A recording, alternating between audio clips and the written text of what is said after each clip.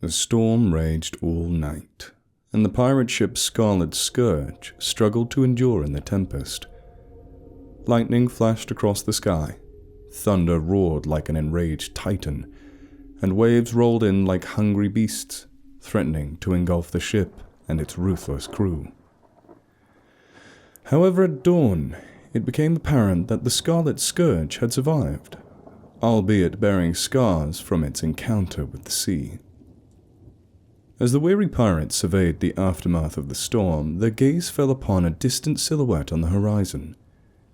It was a merchant ship, adrift and helpless, with torn sails and broken masts. A malicious grin appeared on the face of Captain Harlow, a notorious pirate with a reputation as merciless as the sea itself. The prospect of potential easy plunder infused the entire crew of cutthroats with renewed strength. Despite their fatigue, the pirates eagerly launched the dinghies and energetically took up their oars. When the pirates boarded the abandoned ship, they were met with eerie silence and an empty ship scattered with debris and wooden fragments of various junk. However, upon entering the cargo hold, their joy knew no bounds. Enormous crates of exotic spices, chests with valuable goods, and silk lay untouched. But there was no sign of the ship's crew anywhere. Suspicion lingered in the air as the pirates explored the dark corners of the hold. In one dimly lit cabin, they stumbled upon a collection of elaborately adorned chests.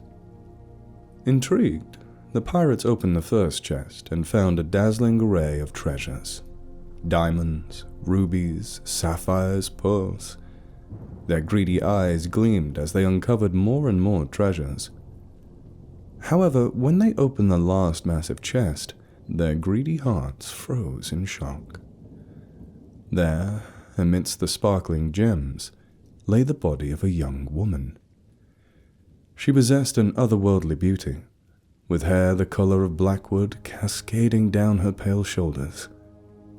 Her skin was as smooth as ivory, her lips as red as blood, and her eyes, adorned with long lashes, seemed like windows to a fairy tale world. Captain Harlow, despite his cruelty and ruthlessness, was captivated by her beauty. His cold gaze softened for a moment. "She's worth more than all the treasures in the world," declared the captain. The crew nodded in agreement, and he decided to keep the girl with them, assuming her to be dead. They placed her in a separate cabin away from the revelry. As the sun set, casting the sea in a crimson glow, the pirates celebrated their newly acquired wealth, forgetting about the mysterious, lifeless passenger.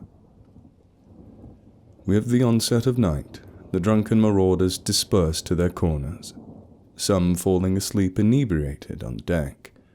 The captain, taking a partially consumed bottle of rum with him, descended into his cabin. Seated in a chair near his cluttered table, filled with various papers and navigation charts, he warily closed his eyes. Harlow began to drift into sleep when a sudden noise jolted him awake. A cold shiver ran down the spine of the fearless cutthroat. On his bed sat the lifeless girl. Harlow froze, his mouth agape. It was unclear how long he sat in the silent stillness, but then the lifeless beauty abruptly stood up, reaching out towards the captain. Startled, Harlow somersaulted out of his chair and found himself in a corner, clutching his musket, trembling hands pointed at the lifeless stranger. In the air hung a sense of foreboding. A gentle breeze rustled the curtains in the cabin, where an unspoken scene unfolded. The maiden in the middle of the cabin and the frightened captain in the corner with a loaded musket. The girl stood, unafraid of the weapon, smiling her beautiful yet unsettling smile. There was something horrifying and simultaneously captivating about her face. Her emerald green eyes, like precious stones, met his gaze. With a soft, melodic voice, she whispered, "Who are you? Where am I?" The pirate, struck dumb with amazement, couldn't utter a single word. Several minutes passed, or perhaps even more. The passage of time dissolved for Harlow. It ceased to exist.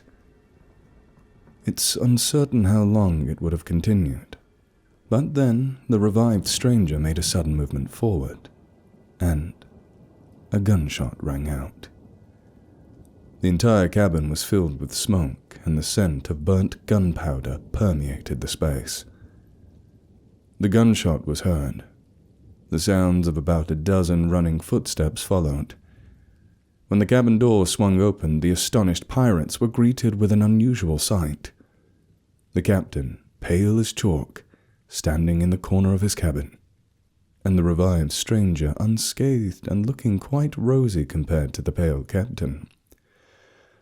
The beauty in a gorgeous, expensive dress evoked very mixed feelings in the pirates, who were dumbfounded by such news. It was a sense of reverential fear before something deep, mysterious, and unknown. Before some infernal sensation and admiration for this earthly beauty and femininity.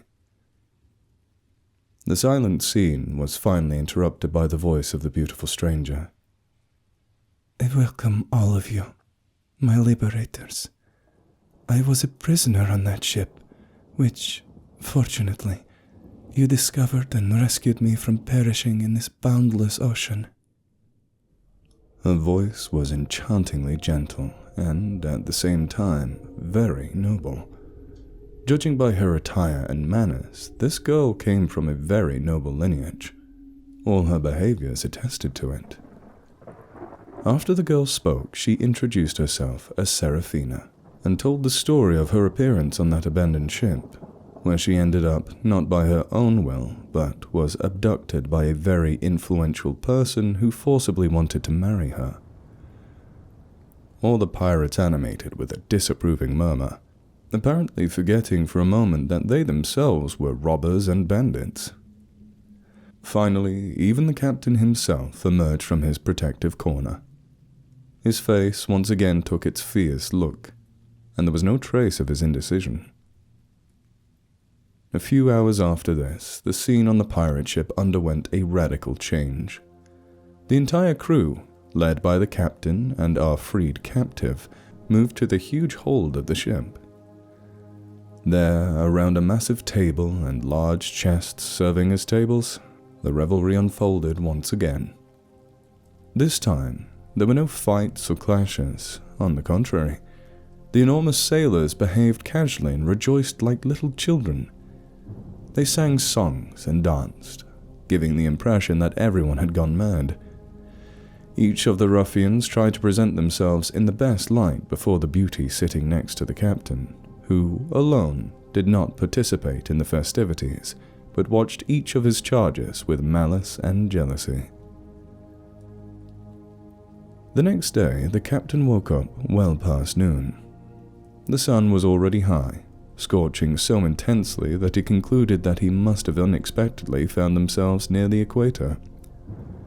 However, this couldn't be true, as just a day ago, they were at the latitude of 20 degrees. It was impossible for a ship to reach the equator overnight, covering hundreds of miles. Yet, the captain's concerns weren't about their location. Firstly, he couldn't recall how yesterday's revelry had ended, and how he had ended up in his cabin. Secondly, he couldn't find his beautiful companion anywhere. It might have been presumptuous and premature to consider her his own, but Harlow believed that as a captain, he deserved the best, and he had earned it through strength, agility, and cunning, shedding both his own blood and others to become who he was now. He had killed scores of men. This beauty would be his, he had decided, and woe betide anyone who stood in his way. However, as time passed, he couldn't find his beauty anywhere. She was nowhere to be found. A dozen sailors from his pirate crew were also missing from the deck. The remaining crew searched the entire ship repeatedly, but there were no results. Harlow began to suspect that something terrible had happened, and perhaps his failed lover had been killed and thrown overboard by drunken pirates fighting over her. He interrogated the entire crew, but no one, including himself, remembered anything. Harlow was infuriated. He didn't know what to do, didn't trust anyone, and suspected that the pirates had conspired against him. His mind feverishly contemplated ways to navigate this situation. Understanding that something devilish was afoot, he decided to return to his cabin and prepare for a fight if the mutineers decided to overthrow him. He had about a dozen people on his side, those he could trust, including his assistant, the boatswain, old Jack. He had sailed the seas with Jack for over a decade, so he trusted him the most. As for the rest, each owed Harlow their lives, whether he had saved them from the gallows, bought them from slave traders, or spared their lives in a bandit skirmish. Giving orders to the entire crew and stationing reliable soldiers outside the cabin, the captain secluded himself in his quarters, preparing for a potential storm. Time flew by, and evening arrived. Unnoticed by himself, Harlow fell asleep in his chair. He had a dream. He rarely dreamt, and this dream felt so vivid, as if it were happening in reality. Seraphina, the beautiful woman, and he were in bed, making love. Everything was so real that Harlow could smell her, feel the smoothness of her satin skin, immerse himself in the thick strands of her silky hair. He was in a state of bliss, feeling so good a sensation he could hardly remember, enveloped in dense, sweet fog. He didn't want to wake up. He only wished for it to last for eternity, completely dissolving into the ecstasy of love. And at the very peak of ecstasy, just as he was about to soar into the pinnacle of amorous euphoria, he suddenly woke up. Or rather, he was forced to, as the thunderous noise and creaking of the door to his cabin couldn't leave even the deaf indifferent. Beyond the door, horrifying screams, curses, and gunfire resounded. Harlow jumped to his feet, grabbing his saber from its sheath, holding a pistol in one hand, another in his belt, ready for action. The captain rushed to the cabin door. It wobbled but held. He heard Jack shouting, and he was ready to fling the door open and rush to his old friend's aid, when suddenly, behind the door, a terrifying roar echoed. It was a roar, the growl of some beast, something no human could produce. Harlow, a man who had seen it all, hesitated for a moment, and then he heard Jack's cry, a deathly scream, the final cry of his friend. Forgetting about the danger, the captain tore the door open and leaped into the dark expanse of the hold. Nothing was visible, only the smell of gunpowder and blood, fiery flashes here and there, and the cries of his dying sailors as they were attacked by shadowy enemies. Something incomprehensible was happening. Dark figures, only remotely resembling humans, flickered before Harlow's bewildered eyes. He fired a few shots at them, but all missed. The shadows moved very quickly. Then he drew his saber and swung it right and left at the elusive enemy.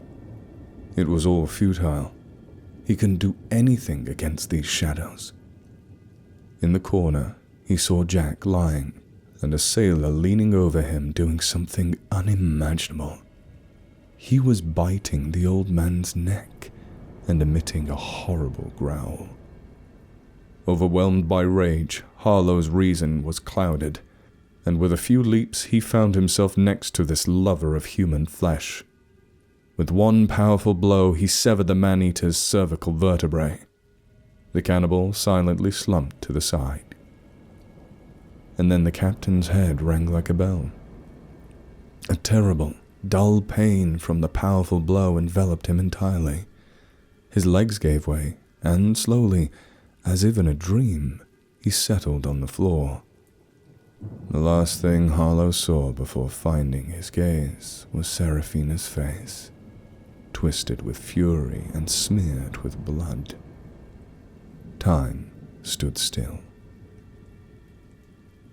When Harlow opened his eyes, he found himself in the dark hold, where he and about a dozen surviving pirates from his crew lay. His head and body still ached, but the pain was now bearable, and the captain attempted to stand. To his surprise, he wasn't bound, and neither were any members of his crew.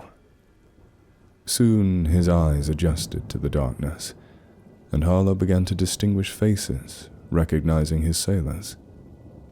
Everyone was alive and relatively well.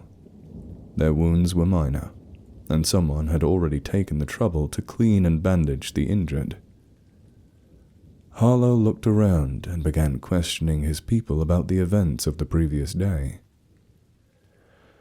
According to the sailors, the following picture emerged. Late in the evening after sunset, Seraphina and a dozen missing pirates appeared on the deck from somewhere unknown. They looked very strange and behaved even more unusually. Their sudden appearance shocked everyone, and before anyone could send for the captain to interrogate them thoroughly, it was already too late. The newcomers, appearing out of nowhere, scattered on the deck, and then simultaneously attacked the sailors. A brawl ensued. Some managed to grab weapons, others barricaded themselves, but mostly all resistance was quickly broken. The attackers moved and fought like wild beasts. It was challenging to hit them, and even a gunshot couldn't kill them. But the most frightening part was that Seraphina was leading all of this, and she killed with such ease that no pirate could boast of.